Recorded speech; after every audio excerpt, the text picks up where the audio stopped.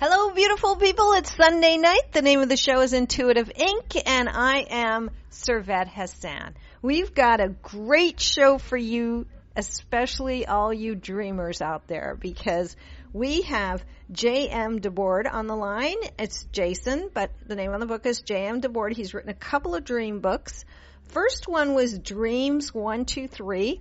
Remember, interpret, and live your dreams. That's not the one we're going to be talking about. We're going to be talking about the next dream book, which he knows his stuff. So this is really good. And this is the one I read. I read the one that he's just come out with called The Dream Interpretation Dictionary. Symbols, signs, and meanings. And it's different because there's so many books out there on dream interpretation, and trust me, I've seen a gazillion of them. And this one's different. He really takes it to the next level. So I really want to discuss that with him. He's a dream expert and a dream interpretator.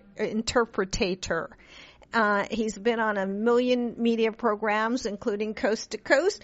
And I heard he's a dream interpreter at a 5-star resort in Tucson, Arizona, where he lives. So let's just welcome Jason. Jason DeBord, how are you? Servet, I'm doing great. It's my pleasure to be here. Thank you. Thank you. Thank you for joining me on a Sunday night. Sundays are hard. You know, it's people's own time, you know, and here you are. I did love your book, though. I have to say that because you have taken it to another level, which is not like some dream books you open up and it says, you know, cat and, you know, something sneaky. And what the hell does that mean? You know, you're like, what? I like cats, you know, especially if I dream of a black cat, which, you know, it means really good things for me. And for other people, that's not necessarily true. So anyway, we're going to talk about that. But before we do, I have to ask you how all of this started. I mean, did you always dream of this, of doing this? You know, yeah, that's a great way of phrasing it. Yeah, I didn't even do that on purpose. After I said it, I was like, did you really say that? Anyway, you know, I've heard some people who are deeply involved in dreams now as adults who had these incredible dream lives as children, as teenagers. And I can't say that mine was any more extraordinary than anyone else's that I've heard of. It's just I had a few very interesting experiences. I had a nightmare when I was very young, and then I was in a class for advanced enrichment when I was in 7th grade, and they called in a dream interpreter, and we interpreted the dream in the class. This was the early 1980s when teachers, you know, wow, especially in enrichment classes, had a lot of freedom. And I think that was the catalyst right there, because we went into the dream in kind of a Jungian style regression into the dream, and it was, I think, got really hairy and interesting, and it just over the years, that dream and that whole experience stuck with me. So I got into college, and I was studying government and journalism. So yes, very far from dreams. Right. And I found myself hitting a wall, and I went seeking help, and I found a counselor in Cincinnati, Ohio, Larry Pesavento. And Larry turned me on to dreams as the connector between my inner life and my outer life. And he began me with, you know, he began the process of teaching me how to interpret dreams. And I really took off with it. I went into Carl Jung, and I, of course, had to study Sigmund Freud, and I went on into a lot of the contemporaries of dream work. I went on to Edgar Cayce and people like that. And I found that there was a resonance with me. And, you know, when you look at my Vedic calendar for my birth chart, it says that I will be a teacher. This was a very odd coincidence. I ran across someone on Reddit, and I was always curious about the Vedic astrology as opposed to the standard Western astrology. He read my chart, and he goes, you know, you seem like somebody who wants to teach people about their subconscious mind through their dreams. I'm like, wow, you couldn't be any more accurate, you know, like, how do you pull that one out, you know? Right. And so there does seem to be a destiny that was there for me. But really, dreams were my ticket into something I always wanted, my dream of being an author. And I had worked in writing for many years, and I had never really been able to crack the code for book publishing.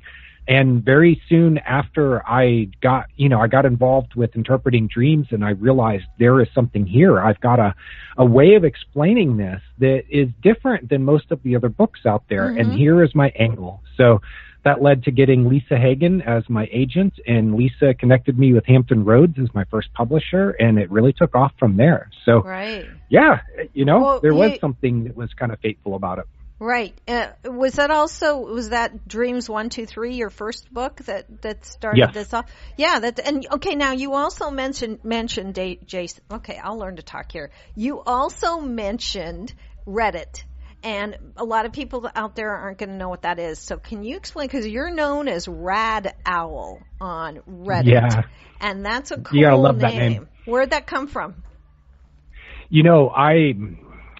So Rad Owl was a way for a friend of mine back in the day when we had pagers for him to remember my phone number. Oh, my God. I remember those days. He called me Sad Owl, and I'm like, no, I am not the Sad Owl. What am I?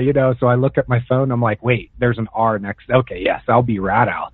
And it just became something that I used. It resonated with me, the radical owl, somebody who has a lot of knowledge that is outside of the norm. And that really is me. I mean, how many dream interpreters do you know who are out there? This is not something that most people find themselves, this is a road that most people don't find themselves on. And that's the way my life has been. I have studied many subjects that are off the beaten path. And oddly, they have all come together in ways that are very synchronous. It has given me knowledge of how the mind works and how people work that I have applied to my work as a dream interpreter. So Reddit came along, and about 7 years ago, I discovered the website. It's REDDIT, reddit.com. It is the fourth largest website in the United States by volume. So there are hundreds of millions of hits per week going through, maybe even per day, going through Reddit. And they have a little corner of that universe called the Dreams Forum. So you go to dreams.reddit.com, and you'll see that I'm the lead moderator there, and I basically answer questions and help people understand their dreams. I started doing it just as an everyday person who dropped by and was like, wow, okay, they have a dreams forum. Let me test myself out here. Let me kind of kick the tires. Got tremendous response from people because I kind of strip away a lot of the academic jargon and some of the spiritual jargon that can really surround dream interpretation. If you look at mainstream sources, it's not that these aren't good ways of informing yourself about what a dream could mean. It's that they turn people off. When you start talking about theories and, pulling out the academic terms and stuff, I know all that stuff. I've studied it, but I don't think it's necessary when you're teaching dream interpretation or helping somebody to understand a dream. You don't need to pull that stuff out. You don't need to sit on Dr. Freud's leather couch and, talk about your childhood. Sometimes that can help, but most of the time it just hinders. So I found that people really resonate with the way that I explain dreams. The anybody can do it, system for dream interpretation that I teach now, which was developed over years of trying things out at Reddit and seeing what works with people and how do you speak to, I hate to say the average person. Nobody's average. It's that median, the people who know a little bit about dreams, but they haven't studied the psychology of it. So boy, has it really taken off. You said it yourself, I think. You said that it's your business to demystify it, because I love being a person that I look at myself as someone who's demystifying the mystical, because there's a way to really understand this where you boil it down and to the nuts and bolts, and you don't need to keep reading more and more books and going to more and more seminars and rah and more Deepak and all that. So I get it. And I think that's what you're doing too. It's like you're kind of demystifying it. And I was very wary of this because I picked up your book and I went, oh God, no. Because like I said, I don't, usually it's either going to be like, oh, just a dictionary where, okay, cat means something scary or mysterious or something. Or it's going to be like the Carl Jung, where everybody in the dream is you or some aspect of you, and then so it's either really technical or really simple, and you took it to a different level. So we'll talk about how you did that. But I do agree with you. I think that anyone can pick up this book and interpret their dreams with it, or learn how to interpret their dreams. Yeah, that was the goal. Yeah, I wanted to be thorough enough that people will understand it, but be simple enough that anybody can follow along. Right. And my listeners know that I don't blow smoke. If I don't like something, I'll say so. So, and anyway, okay, let's start at the beginning, though, because there's a lot of good information you've got, especially like certain types of dreams. And I want to talk about that, too. But the first thing I want you to discuss, really kind of in a nutshell, because we only have an hour and it goes really fast. But not all you said it too. People used to say or ask you, most dreams were just brain farts. And they're not. I don't think they are either. But some of them are. I mean, some dreams aren't really trying to tell you anything. They're just working through. So how do you tell the difference between which dreams to pay attention to and which ones not to? That's a great place to start, because I get asked this a lot. In fact, I was just giving a lecture at Canyon Ranch, that 5-star resort and spa that you were talking about. And that was one of the ways that I opened up my lecture. I was like, okay, some dreams are just processing memories. They're clearing out the memory banks. Right. And what you are seeing is either a symbolic or direct representation of something that's coming straight out of your memory. Now, when it gets encoded into symbols, and then when those symbols weave together into stories, that's when you really start to pay attention, because that's when it gets to be the most meaningful. You engage, the dream is a story, and if the story engages you, if it interests you, now you're looking at there is something meaningful behind all of this, and it is grabbing you because you recognize that meaningfulness. You recognize that there is a message. You are seeing yourself in some way, or your life, or all of the above. You are seeing it in the dream content. You may not understand the symbolism, but you are resonating in your feelings somehow with it. So it's meaningful. It's meaningful means that it's memorable and it's engaging. Memorable and engaging. That makes sense, because it's caught you. You're in it. You're engaged in it, right? You are an actor in a story, yes. You know, when the dreams are just the warm, I have a difference between the rehearsal and the performance. You know, the dreaming mind starts getting warmed up and it's rehearsing early in your sleep night and early in the sleep cycles. You can start, as soon as you close your eyes and fall asleep, you can start having imagery that's forming behind your eyes. It is generally very basic sort of patterns, and then it starts to take on more texture and detail. But the imagery will be kind of a random stream. You can't really make a whole lot of sense out of it. But then there comes a point after the warm-up, after the rehearsal, that you get to the performance. And that is when the dreams really get to be meaningful. You know, you dream, sleep studies have shown that you spend about 25% of your sleep time on an average night. You spend 25% of the time in the REM stage, rapid eye movement. It's when you have the most vivid and intense dreaming. So if you sleep for 8 hours, that's 2 hours of REM sleep, vivid, intense dreaming. Out of all of that, you know, you're going to have a few dreams or some content out of those dreams that are going to stand out to you in some kind of way. And what I found is that is the unconscious mind's way of getting your attention and telling you what is most important. The unconscious mind is where dreams are created, and it is this much larger part of the mind than what you are consciously aware of. In neuroscience, the studies, the estimates range between 95 and 99% of the mind is unconscious. So 1 to 5% of the mind is the conscious, aware ego mind that you know of. So really what you're doing while you're dreaming is you are being talked to by this other side of your mind that knows you very, very well. It knows what you respond to the best, and it crafts these stories in ways that will jump out to you. And if it knows that you might only remember 30 seconds of that 2 hours of dreaming, well, Servette, it will find a way of getting in that 30 seconds the most important material that you need to know for your learning and your growth. Right. Exactly. I had a dream the other night that I was back in corporate America or something. It was not something I've dreamt of in a long time. And in my dream, I dreamt that I didn't need to dream those dreams anymore.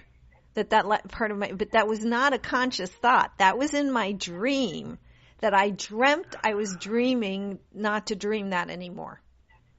And my guess is that maybe your mind doesn't need to go there anymore. Well, it hasn't. It's a way of making a marker of saying that you've really made the complete change from where you were before in your life to where you are now. It's kind of a finish, not a finish line, but it's kind of a line that is marked there that says, okay, this change is complete. You don't need to think about this anymore. You're never going back there.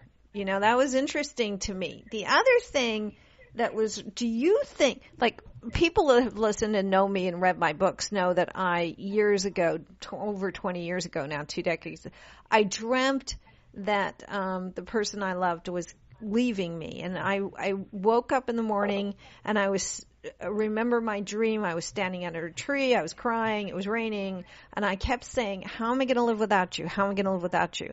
And that's all I remembered of the dream. And then, so I thought he was cheating on me, and I followed him around for a few days, which was really stupid because it was ridiculous.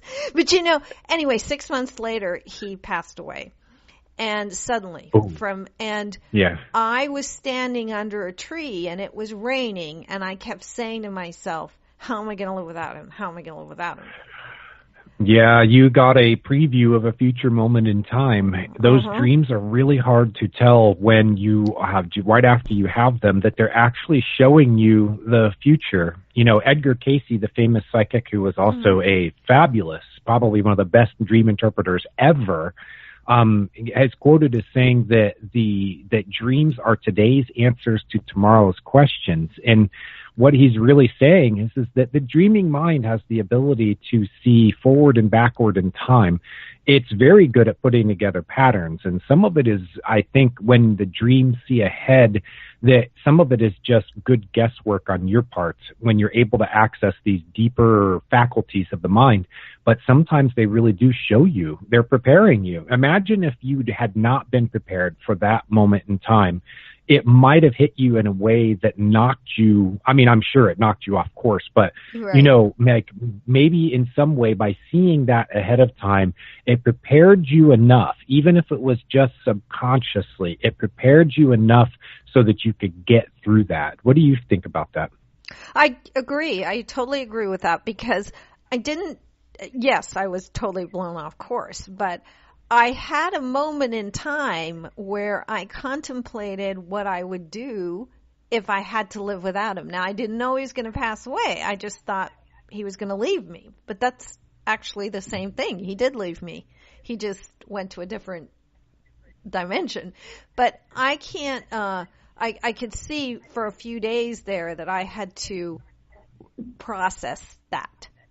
And then I just said, well, forget it. It's silly, and went on with my life, But that's why I like your book, because you are teaching people how to connect what they're dreaming with their daily life. So in other words, like you start out the book with a woman who's lost a tooth, and if you pick up, there are some other good dream dictionaries out there, but if you pick one up, I think she thought that meant somebody was going to die or something. And yeah, because she'd read it on the internet. Well, yeah, see, so now, and you were able to go ahead and explain how you explained that to her. So, yeah, she was in one of my workshops. She said that she read on the internet that if you dream about losing a tooth, that it means that you're about to lose a loved one. And I said, well, look, there is a connection here because molars are deeply embedded in your mouth. And losing a loved one a loved one is somebody who is deeply embedded in your life. And I have actually run across one or two examples. One was a miscarriage, and the other was a death in the family that seemed to be presaged by a dream. Now, the thing, though, is that out of those two are out of hundreds of dreams about losing teeth that had absolutely nothing to do with losing a loved one. Now, a tooth is important, and it can symbolize losing something important. You know, you lose a job, you lose your confidence, you lose face. If a tooth falls out of your mouth and it's a front tooth, then you have lost part of your face. And dreams love to play on, metaphors and figures of speech by enacting them. So it could mean that you've lost prestige, you've lost your reputation, you've embarrassed yourself in some way. But you also use your teeth for talking, and it can mean that you're having trouble articulating. Teeth are closely associated with social status. Losing a tooth can mean that you've somehow harmed your reputation, kind of losing face also. It goes on and on and on. So in the Dream Dictionary, what I really tried to do was explain not just all of these different variations of the symbolism and give examples of dreams that I have run across where the symbolism is used, but to teach the reader how I draw those conclusions. Because if you, like you said, if you open up a dream dictionary and you look up a symbol, it will give you a few pat definitions, but it doesn't explain how the authors reach those conclusions. You go, well, why would a cat represent, something like, affection or mystery or, independence or something like that? It's because there are times when we've seen those qualities in a cat, or, like you pet cats and it can be a very affectionate thing. But then again, if the cat is like attacking your head in the dream, that's not very affectionate. You have to put the symbol within the context of the story to understand the symbolism. Exactly, because I had someone who had a dream about a cat, and she was quite ill, and I helped her connect that to it being cats. For her, cats have 9 lives, and I thought, this is your subconscious mind's way of telling you you're going to be fine. And she was. Wow. She was I fine. hadn't thought of that. But yeah, So 9 lives with cats. They have extraordinary luck. They can get out of tight situations. Right. But you see, she was ill. And so her subconscious mind was probably going to, am I going to be okay? Am I going to be okay? And that's how her mind was I also knew her. She's a client. So, it was a little easier to go there because that's why they have to be personalized to you and your life and what that symbol is meaning to you in that. And if they're recurring and what pattern they're trying to show you, which is what I feel you do really well in this book, And it's a lot harder to do than just give pat definitions. Right. A dream, exactly. It's actually teaching people how to figure this stuff out for themselves is a lot harder to do. And that's why it took me 2 years to write that book. Not just because it's almost 500 pages. It's because every step of the way I was remembering what it was like for me in my early days and how frustrated I would be when I would maybe read about a good dream interpretation, but there's no explanation about how the author or the psychiatrist or whoever it was reached that conclusion. And I went, wait, I need examples to go by. This is how I learn best. And it's how most people learn the best. They need examples. So that's what I did throughout that dream dictionary. I tell you, it is not at all your standard dream dictionary. Right. And I'm very glad that you recognized that in it, because some people, they haven't. They don't. Maybe they don't have enough experience with dream books and dream dictionaries in particular to know that most of them are, well, we'll just say incomplete. Well, right, because there's an example I took out of there too, which of your book, which is a river, and you state that it's essentially an obstacle or a challenge, but the conditions of the river are what are symbolic, because if it's a harmonious river and it's calm, then, or a raging river, and then I can't remember, I'm doing this off the top of my head, but if the river splits, it can mean facing decisions, and if it's all kinds of other things, and you actually say all of that, so you can place it's not just a challenge and then that's it. Yeah, there are more than 750 entries in there. Now, some dream dictionaries have like 10,000 entries, but you won't find more than a few sentences or a couple of paragraphs written about each entry. Some of my entries go on for pages, and I don't always just jump right into, well, if the river is, muddy, it means this. If it's clear, it means that. Like I try to introduce, like, okay, well, think about a river. What is it? It flows, it's life. It can also flow. Its water is associated with emotions, and so if the river is very turbulent, it can mean emotions. But if it's a brown, muddy river and you've had, diarrhea lately, it could be explaining what's going on in your body. So there are all of these different possibilities. And that's why why I, in my book, went into many of those possibilities. But I also, at every step of the way, I try to explain, this is how you personalize the dream symbolism. This is how you tie together the details. This is how you put it together in the context of your life, which is what's most important. You have to make the connection between the dream symbol and what's going on in your outer life, and especially what's going on in your inner life. Exactly. Right. Okay. And we're going to talk about too here. I'm sure you've heard this joke because you've been in dreams forever, but the woman who's being chased by a monster night after night after night. And then, every night the monster gets bigger and bigger and closer. And finally she's just fed up. She's not sleeping that well. And the last dream, the monster catches up to her and she turns around and she just puts her hands on her hips and goes, "What is it you want?" And the monster says, "I don't know, lady, it's your dream." So I'm sure you've heard that before. So what are recurring? What are recurring dreams trying to tell you? Well, I'll pick up on that in a second. Sometimes that monster is just something that you can't face, and it's something about yourself. Oftentimes what you're running from is something you don't want to acknowledge, Exactly. And a recurring dream can mean that there is something it's a message that's trying to get through to you, especially when the recurring dream turns into a nightmarish sort of scenario. There is something, dreams usually try milder methods, and if you don't get the message, then they just keep cranking up the juice, and eventually it can be really shocking.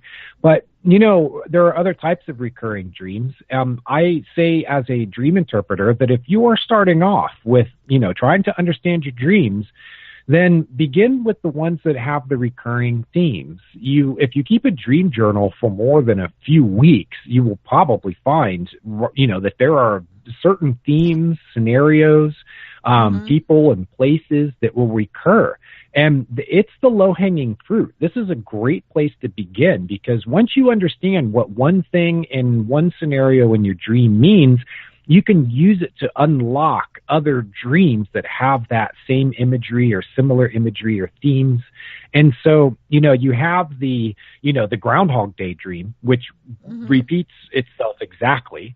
Those are very interesting dreams because usually what it means is that the dream is looking for you to react differently, just like in the movie when Bill Murray's character decides, wait, I'm not going to repeat the same pattern again. And then look what happens at the end of the movie. There's a better resolution to, it brings them to the resolution of the story, which that translates for you in your life that when you break a pattern, when you identify what's going on that's leading you back to the same places over and over again, then you can move on. It means progress for yourself in your life.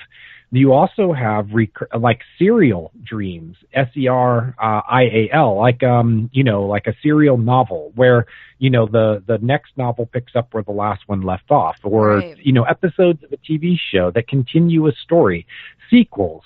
This is, for many people, they find themselves in a sort of a circle of dreaming where they come back to the same points over and over again, and they'll go, okay, well, the story's moved on a little bit, but it still has the same places, the same characters, the same scenarios. There's a lot that can be learned from these I've had a number of recurring dreams that by understanding them, I now, when they pop up and, that scenario pops up, I have right away, I have that master key that I need where I can very quickly dive into the dream, understand it, and most importantly, figure out what it is that I can do in my waking life that honors the dream and helps me to move forward. That's what's most important about understanding dreams is that they are trying to help you to live your life better in some kind of way. Well, you talked about that you describe nightmares in the book as dreams on steroids. So, yeah, that was a cute line. I wrote that down. So, I mean, it's like, so they do, even nightmares are teaching you something because it's just like anything else. If you're not listening to the universe, it just gets louder and louder and louder until you get it. And if you're not listening to your conscience, it gets louder. If you're not listening to the little voice that says there is something that you want to do with yourself in your life, it's important. People sometimes, we forget that when we are younger, we dream up all of these ideas about what we want to be as adults. And then we turn around and we're adults and we go, well, maybe it's too late now. And in some ways, like I'll never be the baseball pitcher that I was when I was in Little League and junior high, Right. And that was kind of my first dream, But there are parts of me that are still like layers deep inside that are still connected with those times of life. And they will remind me when I, as an adult, go off in a direction that almost violates what that original idea I had of what kind of person I was going to be and what I wanted to do with my life. I've had it with people who, this is very common, people who had some kind of artistic talent and they compromised when they got to college or training to take the practical road. Mm-hmm. Oh, I'm going to be an engineer or I'm going to go into medicine. It wasn't something you wanted to do. It was either forced on you directly by a parent or a counselor or indirectly by that side of you that says, well, I need to be practical and make sure Right. I choose a career that I can earn a living and all that. I mean, you were in the corporate world for years, and then you turn around. You want you want the security, and for some people that's fine. I'm not knocking it. There are some people whose lives, their work lives, are most important simply for the paycheck and the security that it brings to them, and then they have these other experiences in life that help to make up maybe for what's lacking in their work lives, or But I get what I'm trying to get at is that I run across this a lot. Is that thing that is pursuing you in your dreams is something that you left behind about yourself. It's something that got ignored, repressed, or split off because of maybe some kind of trauma. And it's trying to find its way back into you to be an active and conscious part of your life, to heal those rifts, to answer those questions. So it is good when you have that recurring dream about the monster following you to turn around and say, okay, what do you want? What can I do for you? Treat it, though. Here's a quick example, if you don't mind. I give this at my workshops. No, go ahead. I had a dream when I was working on Dreams 1, 2, 3. I was approaching deadline. You know what that's like, man. You are just cranking. You know that the editor is waiting. This is my first manuscript submitted too, so I am making extra sure that I've got everything perfect. I'm working my tail off and I'm ignoring my physical needs. I'm fueled by coffee. I'm not eating right. I'm not sleeping right. I'm not stretching. I'm not exercising. I'm just working. I had a dream that there was an angry man in my attic, and these people tell me that I need to go deal with them. Well, first of all, I don't have an attic, right? So that tells you something right away. Yeah. And then, the reaction that I had to the man is what really stood out to me later, is because I walk up to him and instead of asking him, hey, why are you angry? What's the deal here? I'm like, you are causing a big, ruckus, and I don't need this right now. I got too many other things to do. And he was a big muscular man. It's not like me to just walk up and start, arguing with someone like that.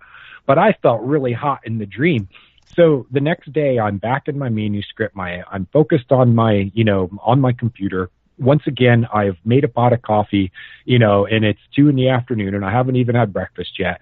And I keep thinking about the dream, and I go, okay, I need to do something about this because there is a message here for me, and it's a time-sensitive one. It feels urgent.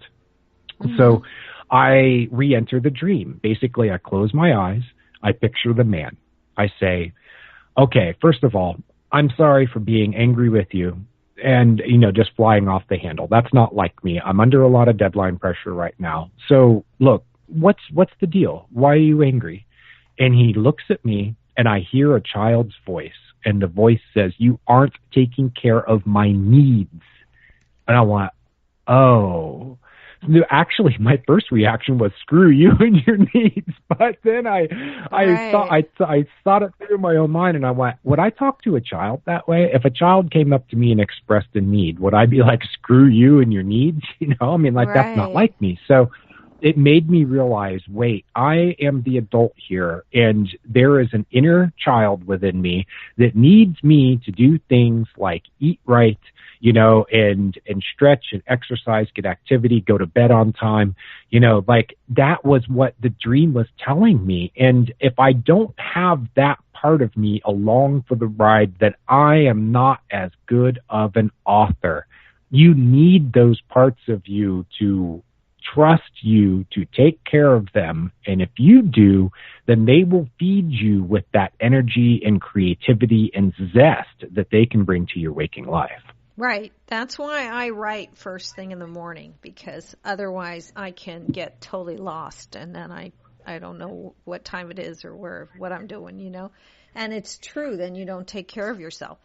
That was really interesting though. The good point there was that you went back into your dream to figure it out. So do you recommend that for people when they can't figure out what it is, to just take some time, relax, meditate, kind of go into a, calm place and then revisit the dream you had? Yes, absolutely. Okay, engage with the story as a dream. Right. You don't always have to analyze a dream. You can analyze the story of the dream, and not even so much analyze it as be a participant. Ask questions about how the story unfolded and what you did as part of your role. The thing that stood out to me is that I reacted with anger before even to the man who is, I'm told that he's angry, and I go and I just fly off the handle. Right. And I looked at it later and I went, wait a minute, why didn't I just ask him why he's angry? If you really had an angry person in your house who was not being violent or disruptive, they're just angry, then how do you resolve a situation like that? You ask the person what they're angry about. Right, exactly. So that's what I did. I engaged with the story. Yeah, exactly. Okay. It is like we have less than 20 minutes left, and I didn't even open the lines up, and I should have. See, I need like 3 more hours. So, Jason, we're going to have you back. So, because Would love to. There's so much we can talk about with dreams, I know. and I think it's interesting too. You really seem to know your stuff. Let me open it up. If there's any callers out there that would like to talk to ask a question about a dream or anything else we've been discussing, please call in now. It's 949-313-8880.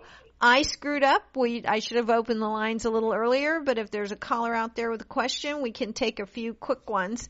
If you've got a dream that's going on and you can't figure it out, especially, this is the person to ask right here on the line. So don't wait.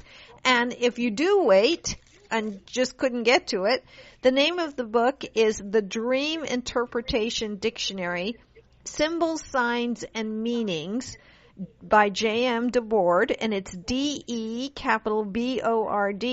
And do you have a website that people of course, can go dreams123.net. Yeah. Okay. That's my main site. Oh, we have started a caller off as here. a blog, Hold on. and it's really grown. So, dreams123.net. We have a caller here. Hold on. Hello, caller. Are you on the line? Caller, are you on the line? I am on the line. Good. Welcome. Thank you for calling in today. Do you have a question for Mr. DeBord? Yes, I do. And okay. the show has been very interesting, and I've enjoyed hearing every minute of it so far. Thank you. Thank you.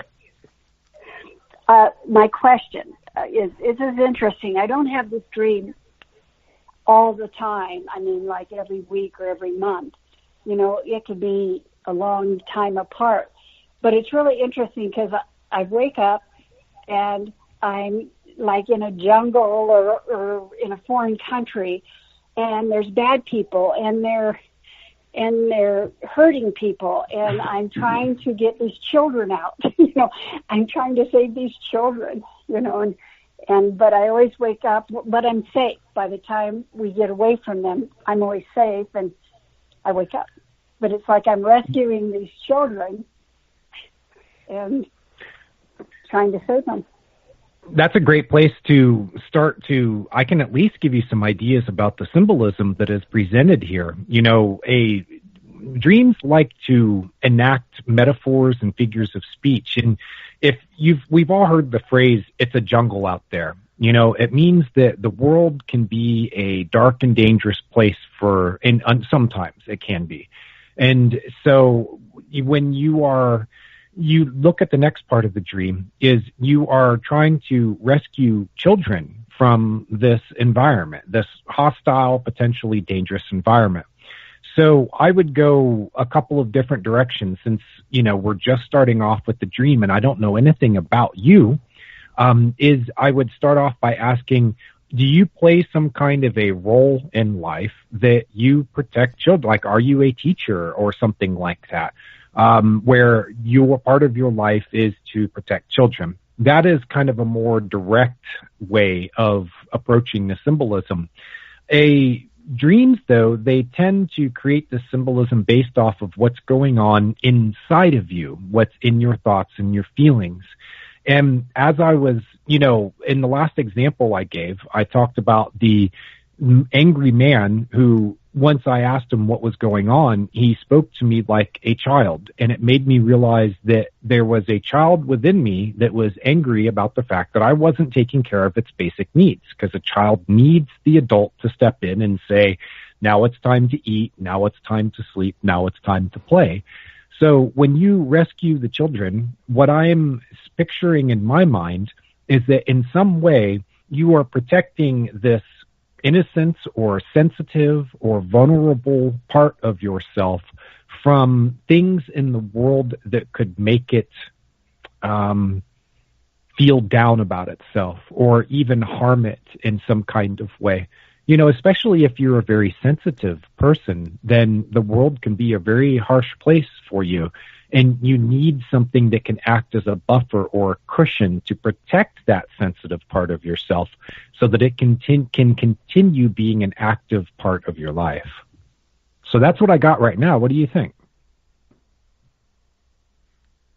Caller, are you still on the line? Hello? Yes, I am. Oh, sorry about that. That's okay. What did you think of? She was she was dreaming. It was very interesting.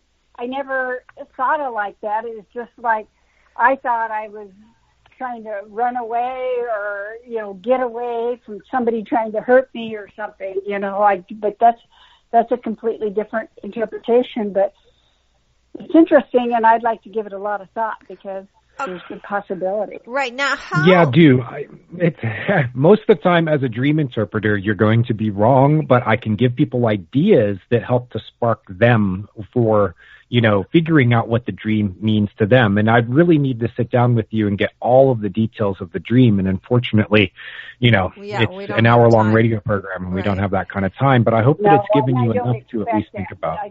That was interesting. Now, I like it. Let's say that this is Jason, you know, that the world is a jungle and she's trying to protect herself from that jungle out there by saving the children. How would you have her help herself with that, knowing that? Then when you figure out the dream, then what should she do to stop the dream from happening? And if she does it, will it stop? Yeah.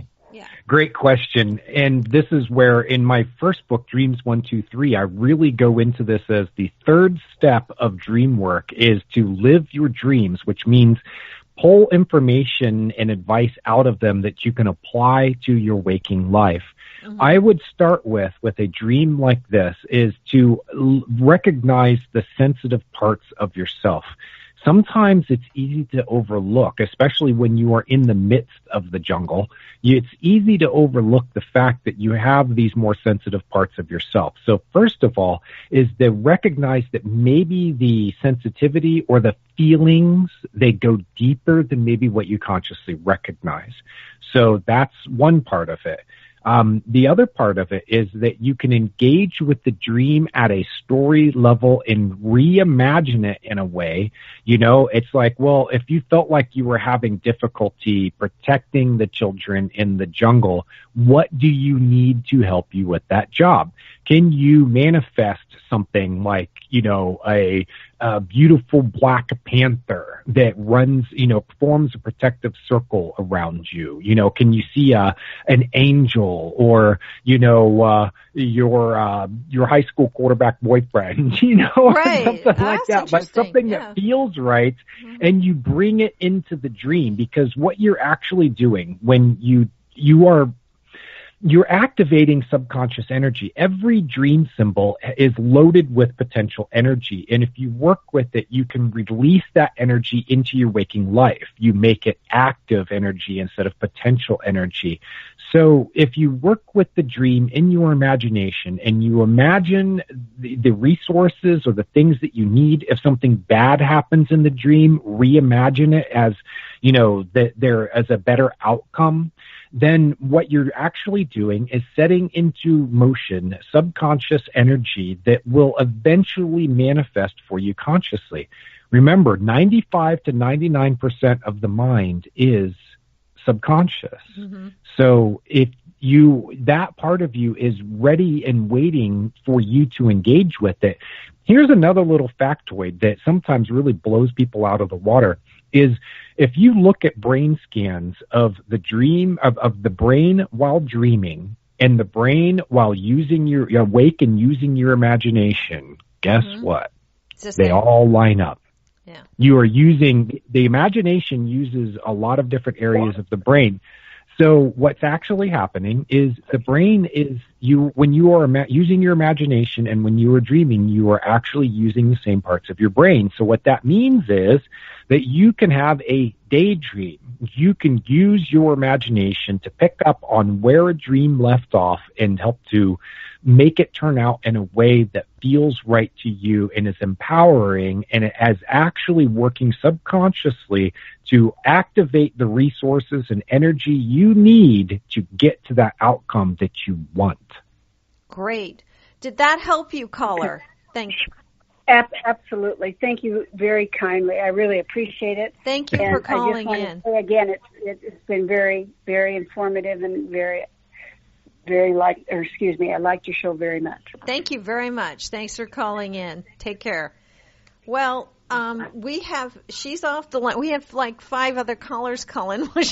We got carried away there. Wow. And now we're out of time. So now we can't even get into it. I wanted to talk about a million other things, like people who, if you dream about people who have passed on, and also, you know, the key here, because my whole goal in life, I always end my show with "Be you to the full," because that's what's really beautiful. Because I think when you find your true, authentic self, you don't need the law of attraction and all of that. Things just flow, and when you get in the flow, things work.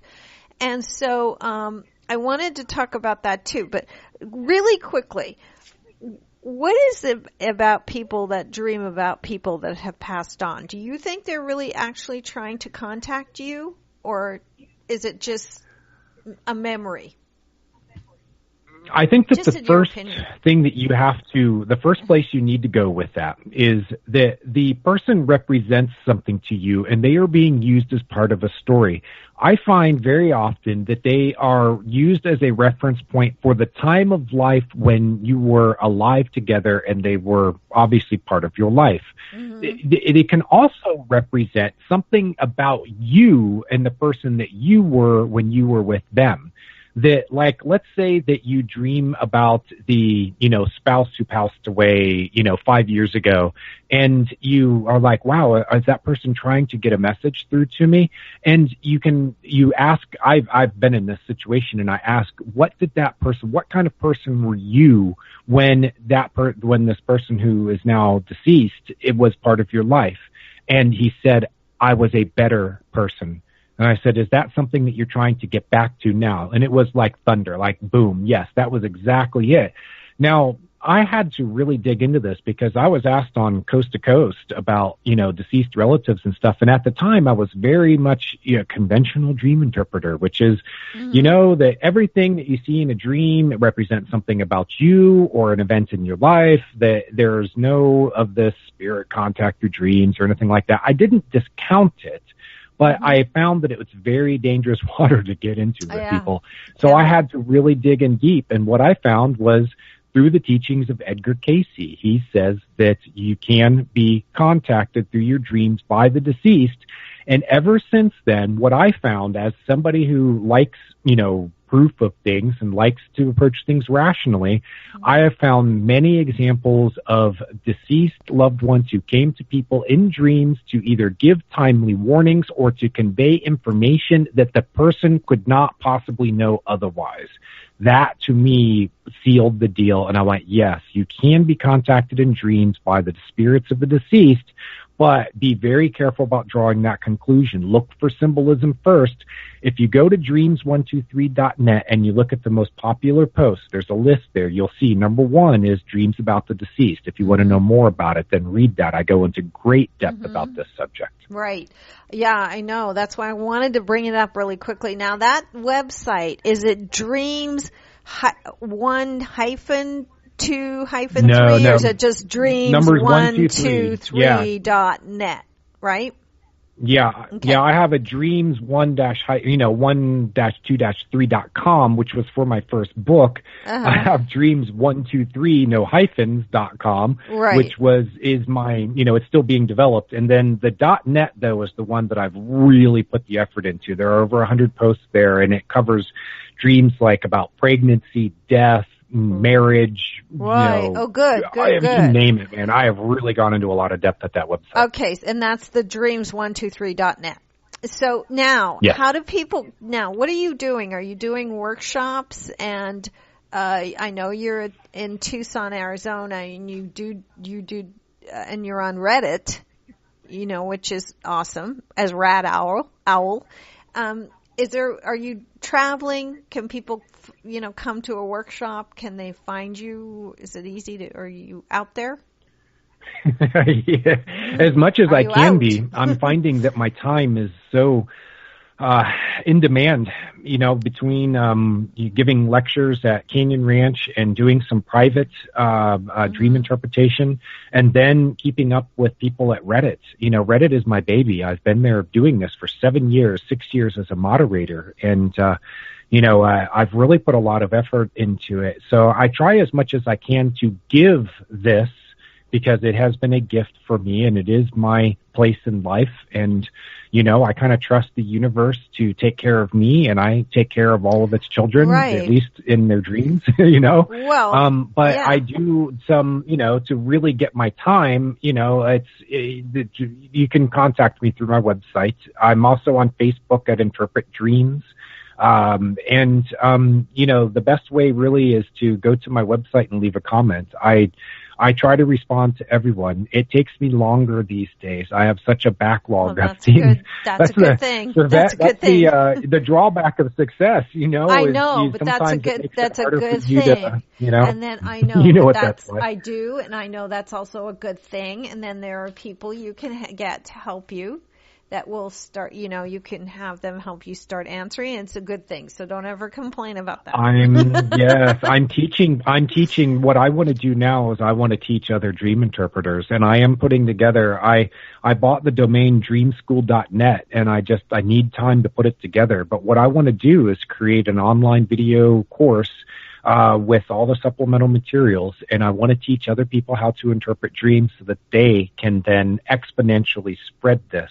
So I think I've hit on something. I do I too, found a way of because explaining dreams without the jargon and the confusing, right. Theories and stuff. And it resonates with people. And, we're not trying to tell you what your dreams mean. What we're trying to do is give you the tools you need to figure it out for yourself. Right. And also, it's all about bettering the people themselves. It's about finding their authenticity and building self-esteem even, and improving their lives by, interpreting their dreams. It's almost a psychological tool to help people become better people, because we're all here on a journey. And that's the best part of it all, because it's really helping people. It's not just a random, this is fun, like a party trick, and, here, we'll tell you what it is. It's really helping people out there. So that's why we have to have you. I know, good. And that's why, and I could tell, that's why you're on the show. But anyway, we're out of time. The name of the book that we were discussing was Dreams 1, 2, 3 is his first book, but this one is called the Dream Interpretation Dictionary, Symbols, Signs, and Meanings, by J like John, M like Michael. I don't know what your middle name is, but J.M. DeBord. It's Martin. I was close. DeBord. You were. DeBord. And the book's out, and the website dreams123.net is where you could go to get all that free information on dreams and interpretations and everything else. You have been amazing, Jason. I really appreciate you being on the show. And will you come back? Thank you. Oh, I would love to. Thank you so much. Good. I had a ton of fun, and we're going to do it again really soon, maybe towards the end of the year or early next year. I would like you to contact me when you've got that website up on the teaching teachers to be dream interpreter. We could promote that. So the next thing out will be that, and call me or get in touch with me, and you'll be back on the show. Promise. Okay? Will do. Thank you. Thank you for joining me tonight. It's been my pleasure. Take care. Good night. My pleasure. Good night. Thank Good you. Night. Awesome show. I loved him. And the book is great. He takes it to a whole different level.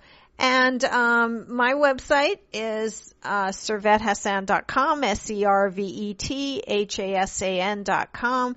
You can email me at serveth@servethassan.com. You can go to my website for anything you need to know about my workshops and everything. They'll start up again in September. I am going to take a short break. I won't be doing a show next week. I will be back the week after, I'm pretty sure. If not, it'll definitely be the week after that. And then I'll be picking up with workshops and blogs and podcasts and all that other stuff right again after Labor Day. So we will crank up and go into a big new direction. And I've been building up to it. So now you're going to find out what that all is all about. Later on in the fall, but I'm going to start blogging again too. But I need a break here, so I'm not going to be doing a show next week or the week after, maybe. And then I'll be back with. I've got a really great guest for that show, so we'll be back soon, and I will be in touch. And I would love to hear from you if you have anything to say. I loved this show we did on this dream interpretation. He was really, really great. I want to remind you all to be you to the full, because that's the work that needs to be done. And anything that helps you towards that, like what Jason DeBord was talking about today, even in your dreams, dream your dreams. Be you to the full and dream your dreams, and dream bigger dreams, because that's what's really beautiful, and that's what's going to take you where you need to go. And that's what it's all about in the end, is you being you to your fullest you. And I love you all, and I will be back soon. Take care, and good night.